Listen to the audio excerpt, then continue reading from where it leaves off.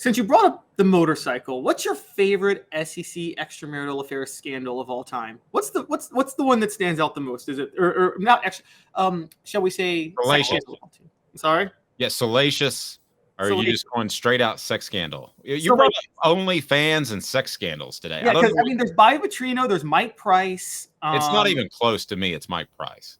The fact that you take a dancer back to your room and she spends the night, and then you go to play golf with the boosters, and while you're playing golf, she gets mad thinking you left her. What was she supposed to think? This is going to turn into a long-term relationship? And she orders one of everything on the menu to get back at you. So that's how we got caught? Yes. She said she called room service and said, I want one of everything on the menu. And they said, well, that's weird. And so they called Mike Price. So he had to come from off the golf course to address this issue. And this was back when I was first starting in radio. And there we ran down somebody who was, and I don't know if she was joking, having a good time with it, but supposedly she was in the room next door. And I said, did you hear anybody scream Roll Tide? And she goes, yeah, I heard a lot of Roll Tides that night. That to me was as good as it gets. That set the bar. And I do love how Bobby Petrino lied about it. I mean, that's pretty classic.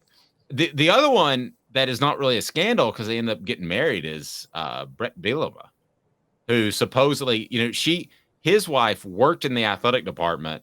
Okay, so they both go to Las Vegas, coincidentally the same time, meet at a blackjack table, but didn't know each other and got married in Las Vegas.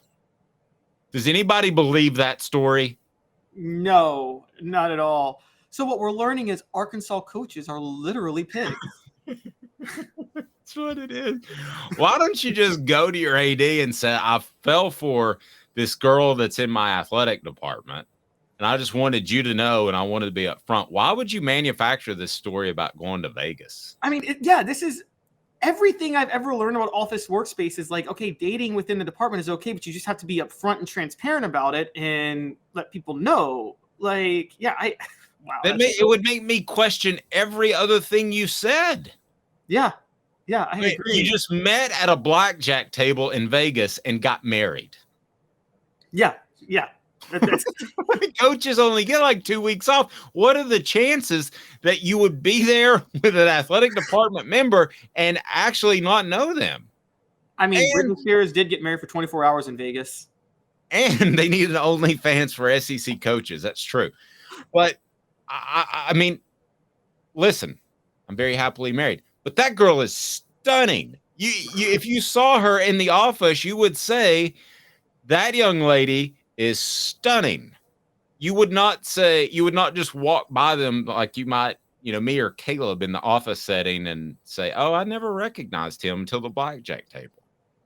Come on. Yeah. Oh, God. Come on.